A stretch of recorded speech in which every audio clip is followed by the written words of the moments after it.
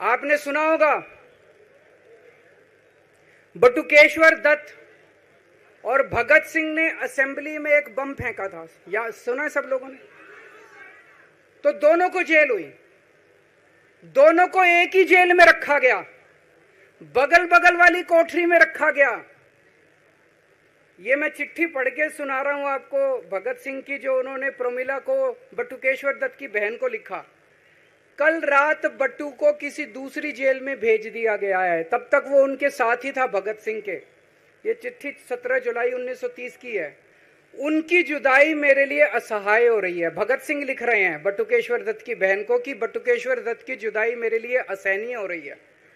आज पहला दिन है जब मैं अपने को पूरी तरह उद्विग्न पा रहा हूं और मेरे लिए हर मिनट एक बोझ बन गया है।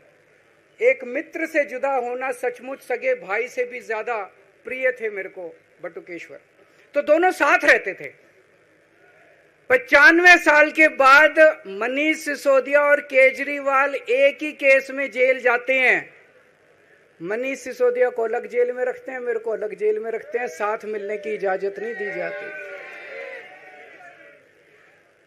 आजादी की लड़ाई जब हुई, जवाहरलाल नेहरू जेल गए, महात्मा गांधी जेल गए, बाबा साहब अंबेडकर जेल गए, चंद्रशेखर आजाद जेल गए, अशफाकुल्ला जेल गए, कितने स्वतंत्रता सेनानी जेल गए, कई कई सालों तक जेल गए। जब वो जेल जाते थे, उनसे मुलाकात के लिए उनके साथी उनसे मिलने जाया करते थे, उनके घर के लोग जाते थे, उनके रिश्तेदार उनसे मिलने जाते थे, और जब वो मिलने के लिए जाते थे वो उनसे पॉलिटिकल बातें करते थे। वो उनसे बातें करते थे कि कैसे अंग्रेजों को उखाड़ के फेंकना है, जब मिलने के लिए जेल में जाते थे। जब मैं जेल में था, एक दिन संदीप पाठक मेरे से मिलने के लिए आया। मैं भी पॉलिटिकल आदमी हूं, वो भी पॉलिटिकल, हमारी पार्टी का संगठन मंत्री है। आके उसने मेरे से पॉलिटिकल बातें करी। और क्या करता, रोमांटिक बातें थोड़ी करता। तो पॉलिटिकल आदमी वो, पॉलिटिकल आदमी मैंने उससे पूछा देश में क्या चल रहा है, उसने देश की पॉलिटिकल हालत बताई। मैंने उससे पूछा पार्टी में क्या चल रहा है, उसने, संदीप पाठक को ब्लैकलिस्ट कर दिया गया, उसके बाद मेरे से मिलने नहीं दिया गया।